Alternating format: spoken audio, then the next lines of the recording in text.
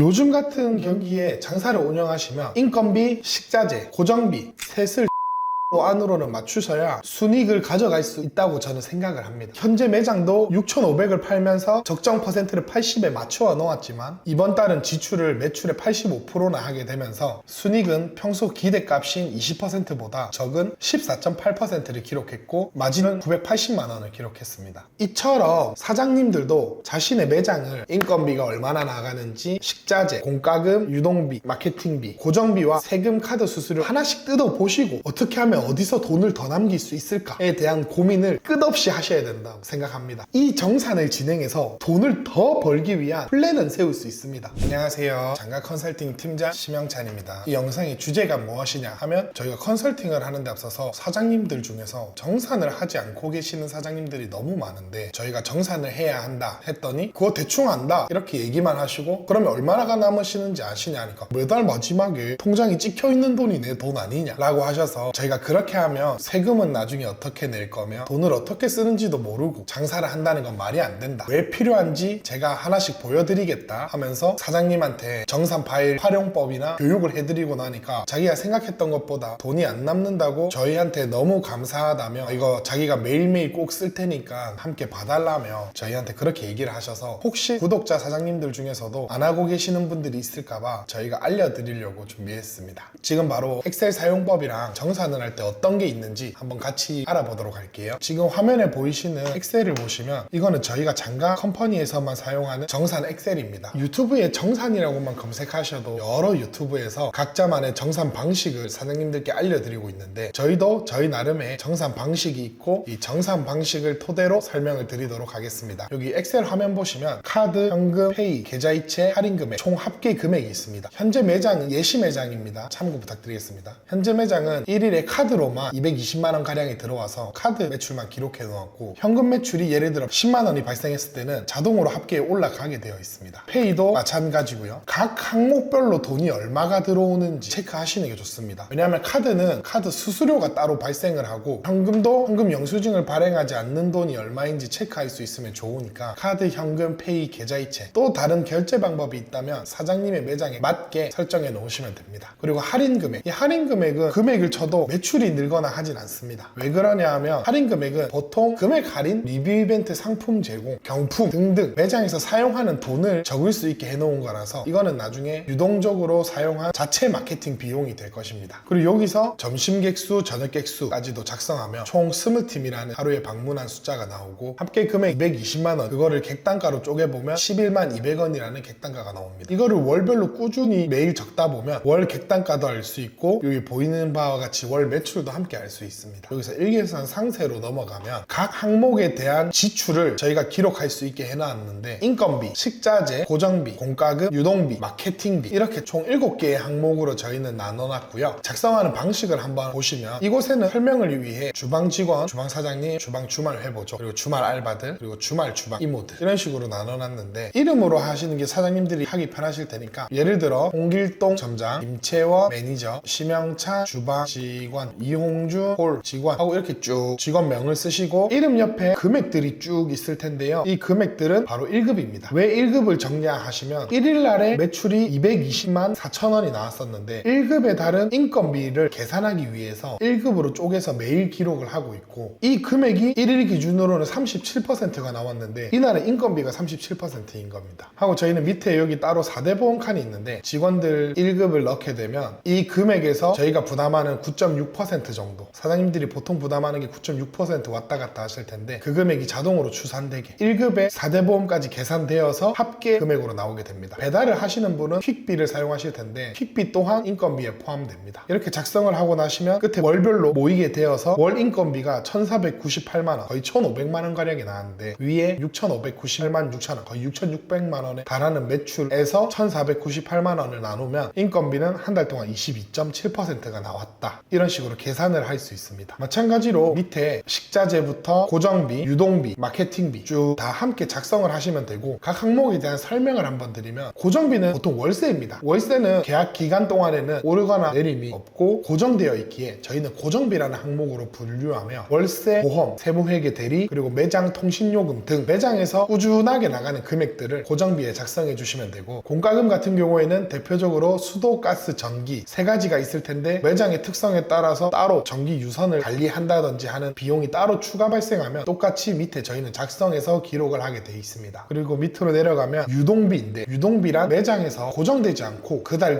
다양하게 금액이 나갈 수 있거나, 항목은 고정되어 있지만 금액이 매달 변경되는, 매주 다른 그런 금액들을 이곳 유동비란에 작성하게 되는데, 예를 들어 음식물 처리 비용 같은 경우는 항목은 매달, 매주, 매일 있겠지만 금액은 그때그때마다 천차만별로 다를 거라서 일별로 정리를 하시는 게 제일 좋긴 하지만 월별로 정리를 하셔도 좋습니다. 이런 식으로 물탱크 청소, 음식물 처리, 소독, 발주, 접시 제작 등등을 유동비란에 작성해 주시면 되고, 이제 마케팅, 네이버 광고 마케팅, 인스타 당근마켓, 네이버 검색 광고, 인스타그램 페이지, 그리고 매장 자체 리뷰 이벤트, 설문 이벤트. 이벤트는 매장마다 너무 다양한 이벤트가 있겠지만 저희는 그거를 외부 마케팅과 자체 마케팅으로 분류를 해서 사용을 하고 있습니다. 외부 마케팅 아무래도 사장님들 중에서도 네이버 마케팅을 대행으로 맡기는 경우가 많으실 텐데, 그런 거를 외부 마케팅이라고 하고, 자체 마케팅은 매장 내에서 이루어지는 마케팅, 매장을 방문하신 손님을 상대로 제공하는 리뷰 이벤트, 리뷰 이벤트 상품이 예를 들어 에이드를 제공한다. 그럼 에이드의 원가가 1,000원이다 라고 했을 때 에이드의 원가인 1,000원에서 곱하기 10을 진행하면 10,000원이라는 금액이 나오게 되고, 10,000원을 저희는 자체 리뷰 이벤트 마케팅 비용으로 썼습니다. 그런 것들을 기록하는 칸이 자체 마케팅 칸이고, 매출, 지출 등을 다 작성하다 보면 여기에 현재 작성된 기간 동안에 한 달이 지났더라면 한 달간 작성된 매출이랑 지출을 볼 수 있게 정리를 해놨어요. 인건비는 한 달 동안 1,500만 원 가량, 식자재와 주류는 합쳐서 2,500만 원 가량, 고정비, 공과금, 유동비, 마케팅비, 세금 총 5,600만 원에 가까운 돈을 썼다라고 이렇게 기록이 되게 돼 있고, 옆에는 이제 퍼센테이지가 나오게 되는데 22%, 35%, 3%, 5, 6, 1, 3, 0, 7 세금 7% 같은 경우에는 매장마다 다 다르게 준비를 하고 있습니다. 왜냐하면 저희 장사하는 사람들이 내는 세금이 대표적으로 딱 두 가지 있습니다. 사장님들은 다 아시겠지만 종합소득세랑 부가가치세가 있습니다. 그래서 부가가치세만 해도 자기는 미리 빼놓진 않는다, 3% 떼놓는다, 5% 떼놓는다, 7% 떼놓는다 등 다양하게 있고, 종합소득세 또한 매출에 따른, 지출에 따른 세금 퍼센테이지가 사장님들마다 너무 다르기 때문에 저희는 통상적으로는 카드 수수료랑 세금을 최소 7%는 따로 모아두시면 나중에 세금 낼 때 부담을 덜하게 낼 수 있다라고 생각하기 때문에 세금은 저희는 7% 정도로 측정했습니다. 그럼 여기서 사장님들이 그래도 7%는 너무 많은 거 아니냐, 나라가 나한테 해준 게 뭐 있냐 라고 하실 수 있지만, 사장님들께서 솔직하게 저희 나라가 그렇게 짜여진 판에 있었는데 사장님들이 그 판 속으로 뛰어든 거기 때문에 이 돈은 솔직히 그냥 나라 돈이라 생각하시고 빼놓는 게, 물론 7%가 정답은 아니지만 장사를 1년 넘게 하신 분들은 작년 데이터 값에 맞게 매출에서 몇 %씩 떼서 그 금액을 맞추시면 되는 거고, 올해 첫 장사이신 분들께서는 최소 7% 정도는 빼놓으셔라 이렇게 알려드리고 싶습니다. 그렇게 하면 나중에 장사를 하시다가 뒤통수 맞는 기분은 들지 않으실 겁니다. 옆에 보면 노란 색깔로 된 표에서 적정 퍼센트라고 되어 있는데요, 적정 퍼센트를 한번 보시면 인건비 25%, 식자재 35%, 고정비 5%, 세세합이 70%인데, 요즘 같은 경기에 장사를 운영하시면 인건비, 식자재, 고정비 셋을 70% 안으로는 맞추셔야 순이익을 가져갈 수 있다고 저는 생각을 합니다. 왜냐하면 공과금, 유동비, 마케팅비 그리고 세금, 카드 수수료까지 해서 아까 70%에서 15%는 더해질 텐데, 그렇게 해야 85%라는 퍼센테이지가 나오고 매출의 15%를 남겨갈 수 있기에, 현재 매장도 6,500을 팔면서 적정 퍼센트를 80에 맞추어 놓았지만 이번 달은 지출을 매출의 85%나 하게 되면서 순이익은 평소 기대값인 20%보다 적은 14.8%를 기록했고, 마진은 980만 원을 기록했습니다. 이처럼 사장님들도 자신의 매장을 한번 오목조목 다 뜯어보아서 인건비가 얼마나 나가는지, 식자재, 공과금, 유동비, 마케팅비, 고정비와 세금, 카드 수수료는 거의 고정값이기에 하나씩 뜯어보시고 어떻게 하면 어디서 돈을 더 남길 수 있을까에 대한 고민을 끝없이 하셔야 된다고 생각합니다. 이 정산을 진행해서 사장님들이 돈을 더 벌 순 없지만 돈을 더 벌기 위한 플랜은 세울 수 있습니다. 그걸 어떻게 하는지 제가 맛보기로 살짝만 알려드리고 가보겠습니다. 현재 매장을 예로 들어서 평소에는 인건비가 25% 나왔었는데 이번 달에는 22%가 나왔습니다. 왜 그렇냐 하면 이달에 직원이 한 명 갑자기 그만두는 그만두게 되면서 남아있던 사람들이 더 고생을 해가지고 평소 25% 왔다 갔다 하던 수치가 3%나 떨어져 버린 22%대가 나왔는데, 그만큼 직원들이 몸을 갈았다는 거고 사장님이 몸을 갈았다는 뜻일 테니까 이러한 부분들을 어떻게 하면 채울 수 있을까 고민을 하시고, 저였으면 해당 매장은 관광지에 있다 보니까 평일에는 매출이 적어. 그러면 평일에는 최대한 사장인 나와 직원 1명 피크타임 알바 3시간짜리를 구해서 장사를 운영해 봐야겠다. 그렇게 하고 주말에 차라리 좀 여유롭게 인원을 써서 서비스도 채우고 인건비를 좀 더 활용해서 평일 주말에 인원 분배를 한 번 더 생각해 봐야겠다. 또 직원이 갑자기 나갈 수 있으니 이런 부분들을 내가 어떻게 하면 리스크를 줄일 수 있을까? 테이블 오더 도입, 키오스크 도입, 로봇 서빙 도입 등등 대체할 수 있는 거에 대한 고민을 끊임없이 진행해야 된다 생각합니다. 옛날처럼 사람들만 일하는 음식점이 아니기 때문에 인건비에서는 대체 인건비로 기계를 사용할 것인지, 아니면 조금 더 인원 분배를 잘해서 인건비에 대한 부담을 줄일 것인지, 식자재도 마찬가지로 동일한 퀄리티에 좀 더 저렴한 발주를 넣을 수 있는 곳이 있는지 찾아본다든지. 하지만 이 고정비는 줄일 수 있는 방법이 솔직하게 거의 없어요. 고정비는 월세인데 내가 자리를 옮기지 않는 이상 고정비를 낮추는 방법은 매출을 올리는 것밖에 없습니다. 왜냐면 월세는 늘 고정되어 있기에 매출이 늘수록 퍼센테이지가 줄 거기 때문에 매출을 늘리는 수밖에 없습니다. 인건비가 끝났으면 이제 식자재를 어떻게 하면 줄일 수 있을지, 줄이기에 앞서서 우리 가게가 원가 파악은 제대로 하고 있는지. 솔직하게 원가 파악을 하고 계시지 않은 사장님들도 많을 겁니다. 아니면 오픈할 때 한번 해봤던 게 전부이거나. 근데 사장님들도 알다시피 지금 상추값이 거의 금추라고 부를 정도로 값이 많이 올라와 있는데, 야채값은 이처럼 변동이 심하고 다른 식자재에서도 변동이 없는 식자재들은 그렇게 많지 않습니다. 통조림류가 아닌 이상은 회, 육고기 등등도 1차 거래처, 2차 거래처에서 물건을 받을 때 가격이 변동되는 경우는 허다합니다. 그래서 3개월, 2개월 기점으로 한 번씩 메뉴들의 원가가 얼마인지 파악을 새로 해야 합니다. 새로 오픈하시는 사장님들은 필수적으로 저희가 하는 걸 보고 따라 하시고, 하고 계시는 사장님들도 장가 컴퍼니의 정사는 조금 더 세심하게 하네 우리보다 라고 생각하시게 될 겁니다. 한번 어떻게 하는지 보여드릴 테니까 보고 따라해 보시죠. 예를 들어 광어를 제가 1kg를 19,000원에 받아옵니다. 물론 여기서도 생선이 1kg짜리가 들어오는 게 아니라 무게가 다 다른 그 정도의 오차는 있습니다. 그거는 생각해 주셔야 합니다. 각 업체마다 광어를 손질하는 방법이 다르기에 능력도 다를 거고 수율이 다르게 적용될 수 있지만 1kg짜리 광어가 들어왔다는 전제하에 43%로 잡습니다. 수율이 43% 나오면 내장, 껍질 등등 버리는 폐기율이 57%가 된다는 거죠. 57%를 보고 살은 그러면 총 1000g에 43%인 430g만 나오게 될 텐데, 430g이 실제 가격이 19,000원인 겁니다. 이게 이해가 안 되실 수도 있는데, 저희가 그람당 가격이 44원이라 했습니다. 원물 가격 나누기에서 1000g을 나누면 19g 아니야? 라고 할 수 있지만 수율이 43%니까 1000g을 손질했을 때 430g이 나오니까 430g에 그람당 가격 44.186을 곱하게 되면 19,000원의 가격이 나오게 됩니다. 이처럼 그냥 생선이 들어와서 우리 매출이 얼마 나와서 내가 유통에 이만큼을 사용해서가 아니라 물건을 떼온 양, 떼온 가격, 떼온 게 온전히 사용할 수 있는지 아닌지, 수율에 따른 살 1kg를 얻기 위한 실제 가격, 그거를 1kg를 나눴을 때 1g당 가격이 나올 수 있고, 이걸 토대로 원가를 분석하고 메뉴 가격을 설정해서 생각하는 퍼센테이지에 맞출 수 있게 재료를 바꿔가면서 설정할 수가 있습니다. 이렇게 하면 당연히 손님도 만족도가 올라갈 수밖에 없고 저희도 돈을 더해서 쓰지 않고 적정하게 쓸 수가 있습니다. 이처럼 오늘 제가 정산이랑 원가 계산을 해야 되는 이유에서 설명드렸는데, 이걸 보고도 아직 정산과 원가 계산을 하고 있지 않은 사장님께서 계신다면, 지금이라도 시작하신다면 매장을 운영하시는데 큰 도움이 될 거라 생각이 듭니다. 돈을 더 써야지만 장사를 더 잘 되게 할 수 있는 게 아니라 우리 매장을 돌아봐야 장사를 더 잘할 수 있다고 저는 생각하기에, 사장님도 자신의 매장을 위해 정산이랑 원가 계산이 귀찮지만 한번 시행해 보셨으면 좋겠습니다. 이상 장가컴퍼니 컨설팅팀 팀장 심양찬이었습니다.